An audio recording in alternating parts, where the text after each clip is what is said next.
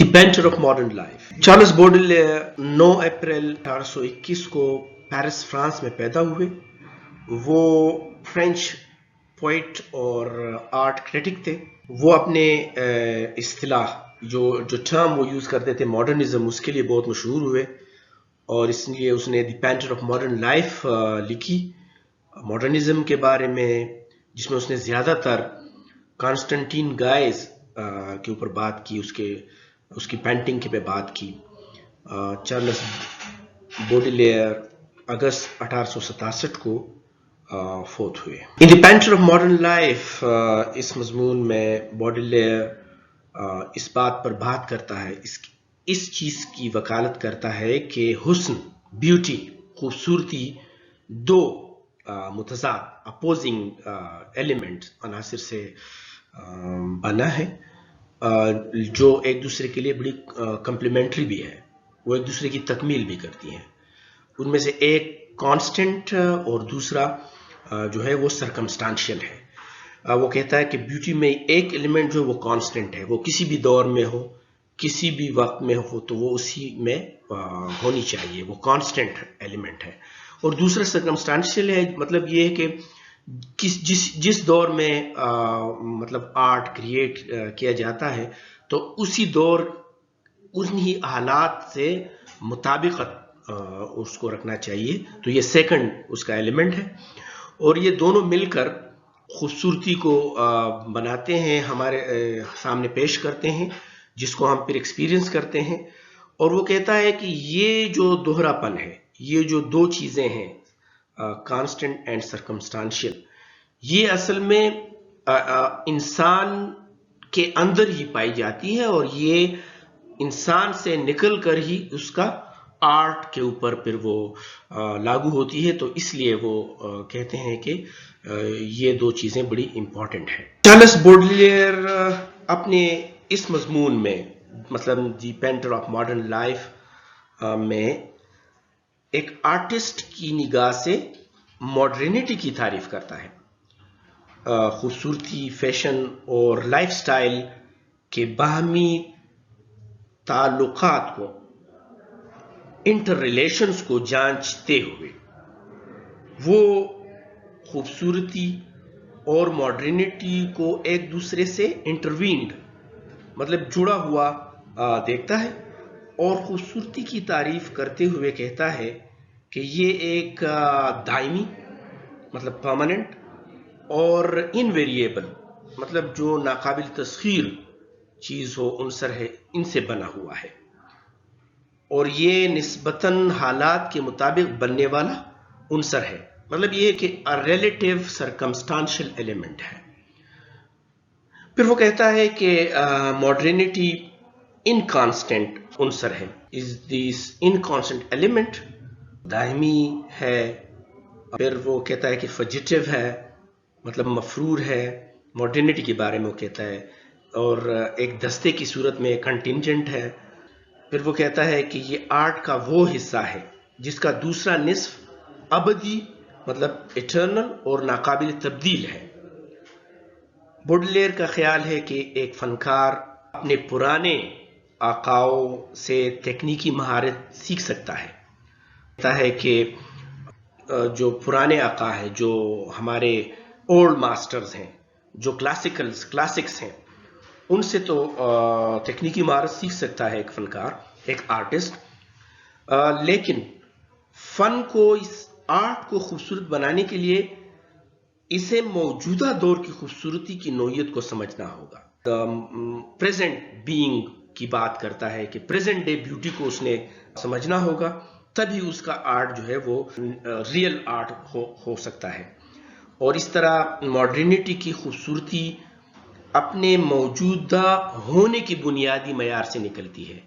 अगर कोई मौजूदा अपने दौर में जो चीज़ क्रिएट करता है, उस दौर की क्वालिटी को नहीं पहचानता, तो फिर वो अच्छा आर्टिस्ट या वो अच्छा आर्ट क्रिएट नहीं करता। इस तरह बॉडेलेयर का दावा है कि मौजूदा दौर की खूबसूरती को कैप्चर करने की सलाहियत बिलाखिर फन को एंटिक्विटी کے قابل بنا دیتا ہے. جو اینٹیکوٹی ہم جس کو جو اینٹیکوٹی مطلب وہ چیزیں جو پرانی ہوتی ہے اور اس میں وہ ہمیں کیپچر کرتی ہے، وہ ہمیں اچھی لگتی ہے اینٹیکوٹی کی وجہ سے. تو یہ اصل میں یہی وجہ ہے کہ وہ مشورہ دیتا ہے کہ فنکار کو یا آرٹسٹ کو مصوری کے ایکیڈیمک سٹائل سے، یعنی کلاسیکی لباس، کلاسیکی مناظر سے اپنے آپ کو الگ کرنا چاہیے. اور اسی وجہ سے اینٹیکوٹی آج بھی ہمارے ہاں گونج رہی ہے. اینٹیکوٹی کو آج بھی ہم اتنی اہمیت دیتے ہیں، اس کو ہم ویلیو کرتے ہیں، کیونکہ وہ اپنے وقت کی خوبصورتی کو کیپچر کرنے کے قابل تھی.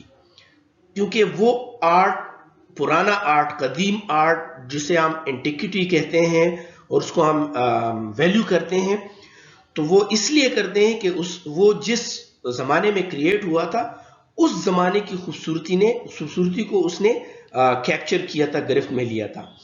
اور بوڈلیر کا دعویٰ ہے کہ 19ویں صدی کے آخر میں فنکار کسی اور کے حال کو رنگین بنانے کی تاریخ میں اپنا مقام محفوظ نہیں کر سکتا.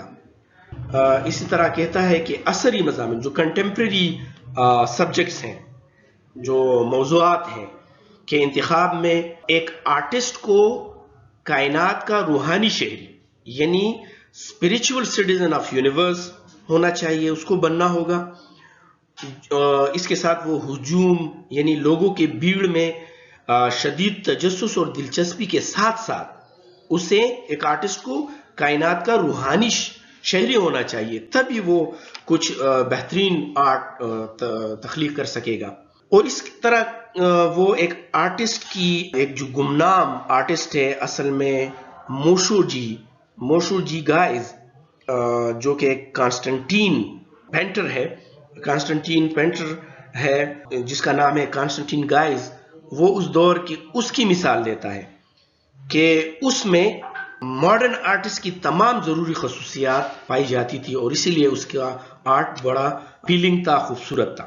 ایک مستقل تماشائی کی حیثیت سے، کانسٹنٹ اسپیکٹیٹر کی حیثیت سے، ماڈرن آرٹسٹ کو ہمیشہ ان چیزوں میں دلچسپی لینی چاہیے خواہ وہ بظاہر کتنی ہی ٹریویل، چھوٹی اور معمولی کیوں نہ ہو. یہ خاصیت بوڈلیر کے مطابق ایک آرٹسٹ میں، جدید آرٹسٹ میں ہونا چاہیے. اور بوڈلیر جدید آرٹسٹ کے تجسس کو ایک بچے کی مترادف لیتا ہے. وہ کہتا ہے کہ ماڈرن آرٹسٹ ایک بچے کی طرح ہوتا ہے، مطلب کیونکہ بچہ چھوٹی چھوٹی چیزوں میں تجسس لیتا ہے، تو ماڈرن آرٹسٹ کو بھی اس طرح کرنا چاہیے. اور وہ دعویٰ کرتا ہے کہ فنکارانہ ذہانت جو آرٹسٹک مائنڈ ہوتا ہے، وہ اس طرح ہے کہ بچپن میں اگر کوئی اپنی مرضی سے کھو جائے اور پھر بازیاب ہو جائے، اور یہ کہ فنکار کو ہر چیز نئے پن کی حالت میں دیکھنا چاہیے. اس طرح بوڈلیر ماڈرن آرٹسٹ کے بارے میں کہتا ہے کہ اس کا دماغ دنیا کے لیے کھلا ہوا ہوتا ہے، اوپن ہوتا ہے، جو جدید اور متعلقہ سام کے مختلف موضوعات میں سے انتخاب کر سکتا ہو.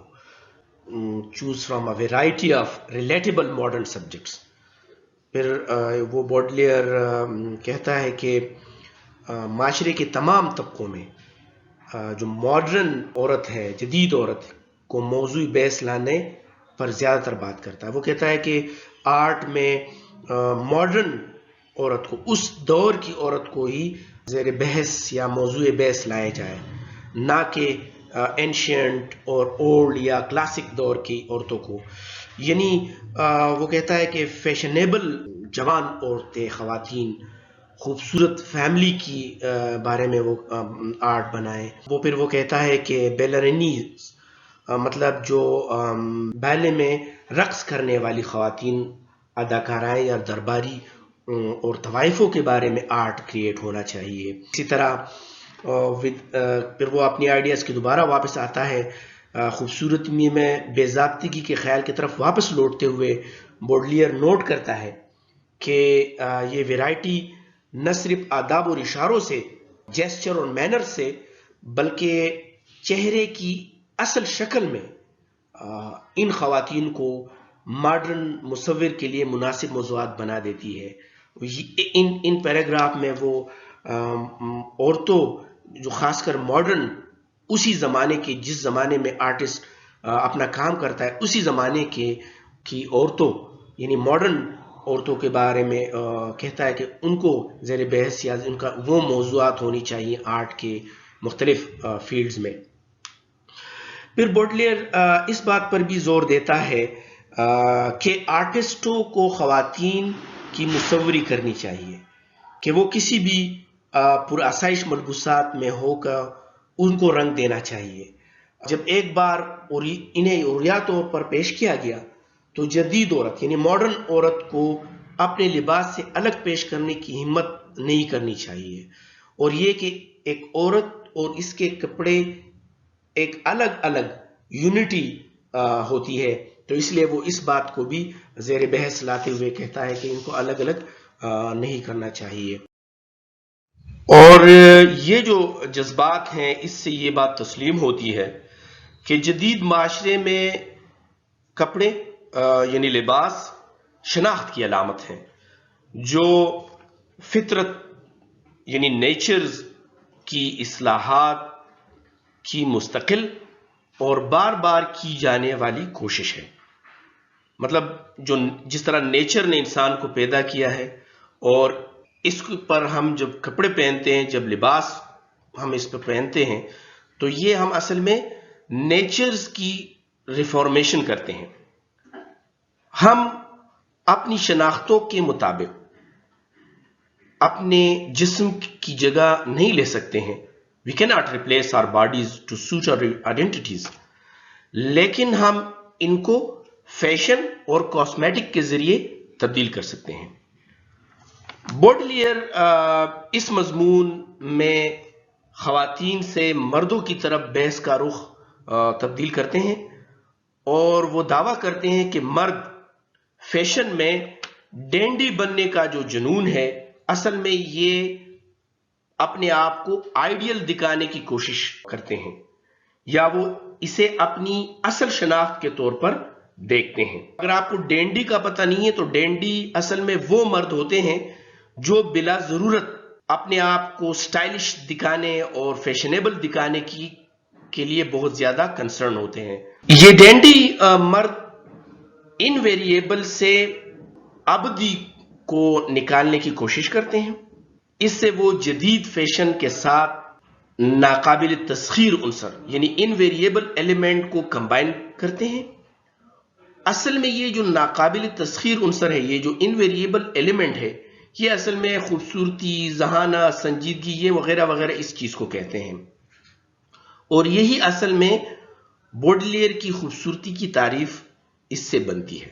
اگرچہ فیشن لباس پر نہیں رکتا بلکہ یہ ایک لیونگ سٹائل ہے، رواں طرز ہے جس میں اشارے، جھلکیاں، مسکراہٹیں مطلب جیسچرز، گلانسز، اسمائلز اور یہ کہ عام طور پر کیسے ایک شخص اپنے آپ کو اس کے ساتھ ساتھ چلتا دیکھتا ہے، تو اصل میں یہی فیشن ہے. ڈینڈی جو مرد ہوتے ہیں وہ اپنی شناخت کو فیشن سے ممتاز کرتے ہیں، ڈسٹنگوش کرتے ہیں، اور ممتاز کرنے کی سوچ ماڈرن شہر میں لوگوں کے ہجوم کے اندر اپنی شخصیت کو اوریجنل بنانے کی ضرورت سے ہی جنم لیتی ہے.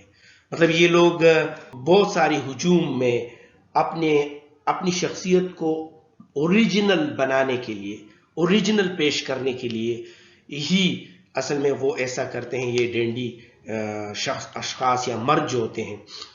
اور پھر وہ ڈیموکریسی کے بڑھتے ہوئے رجحان یعنی گروونگ انونیمٹی جو ہوتی ہے کی وجہ سے بڑھتی ہوئی گمنامی کا مقابلہ یہ ڈینڈیز فیشن کے استعمال کے ذریعے کرتے ہیں تاکہ اپنی انفرادیت قائم کر سکے، حاصل کر سکے. تو یہ وہ اصل میں بوڈلیئر اس بات پر بات کرتا ہے. اصل میں اگر ہم بات کریں تو بوڈلیئر کے ساتھ ہم ایگری کرتے ہیں کہ اس نے یہ ماڈرن آرٹسٹ کو مخصوص خوبصورتی کا مشاہدہ کرنا چاہیے جو موجودگی جو ماڈرن آرٹسٹ کو پریزنٹ پر بہت زیادہ زور دیتا ہے. حالات کی خوبصورتی اور آداب و اخلاق کے خاکے جس طرح ایڈگر ڈیگاس کئی ابتدائی ماڈرنسٹوں میں سے ایک ہے جو پیرس کے شہر کی گلیوں میں متاثر ہوا. یہ ایسے شخص کی ایک عمدہ مثال ہے جس نے روزمرہ کی عارضی لمحوں میں خوبصورتی اور بدل پن. اصل میں یہ روزمرہ کے اشارے ہیں. It is these everyday gestures. وہ کہتا ہے کہ یہ روزمرہ کے اشارے ہیں جس طرح کے بیلے ڈانسر کے خاکے میں مدھم وقت سلو ٹائم کو کیپچر کرنے کے لیے جو بیلے ڈانسر اپنی چپل کو ایڈجسٹ کرتی ہے درمیان میں، جس کی وجہ سے ناظرین تھوڑی ہی لمحوں میں خوبصورتی کو نوٹ کرتے ہیں. مطلب وہ کہتا ہے کہ آرٹسٹ کو اتنی چھوٹی چھوٹی چیزوں کو کیپچر کرنا چاہیے، اس کو نوٹ کرنا چاہیے ماڈرن آرٹسٹ کو، اور جو اکثر جدید زندگی جو ماڈرن لائف کی رفتار سے مان پڑ جاتے ہیں. ان لمحوں کو دیکھنے کے لیے ایک آرٹسٹ کو ہمیشہ تلاش کرنا چاہیے. وہ چھوٹے چھوٹے سے لمحے اس کو دیکھنے چاہیے، اس کو تلاش کرنے چاہیے. اور جیسا کہ بوڈلیئر نے کہا کہ ایک باصلاحیت آرٹسٹ کے لیے زندگی کا کوئی پہلو بھی باسی نہیں ہوتا، زندگی کا کوئی پہلو بھی سٹیل نہیں ہوتا، وہ خراب نہیں ہوتا ہے، وہ مان نہیں ہوتا ہے. لیکن یہ بات بہت ضروری ہے کہ جس طرح ماڈرن آرٹسٹ ہونا چاہیے جس طرح بوڈلیئر کہتے ہیں، لیکن تاہم میرے خیال میں ماڈرن آرٹسٹ کو لور آف یونیورسل لائف ہونا چاہیے، آفاقی زندگی سے جو پیار کرنے والا ہونا چاہیے. اور اگر وہ واقعی طور پر ایسا ہی ہے تو وہ یہ تسلیم کرے گا کہ جدید دنیا ہمیشہ عجیب ہے، ویئرڈ ہے، وائلنٹ ہے، متشدد ہے، اینڈ ایکسیسو ہے اور بے حساب ہے. But instead filled with small beautiful occasions. پھر بھی ان چیزوں عجیب ہوئے، متشدد اور بے حساب، لیکن پھر بھی اس کے بجائے اسے چھوٹے خوبصورت مواقع سے یہ دنیا بری ہوئی ہوتی ہے، اور آرٹسٹ کو یہی چیزیں تلاش کرنی ہے.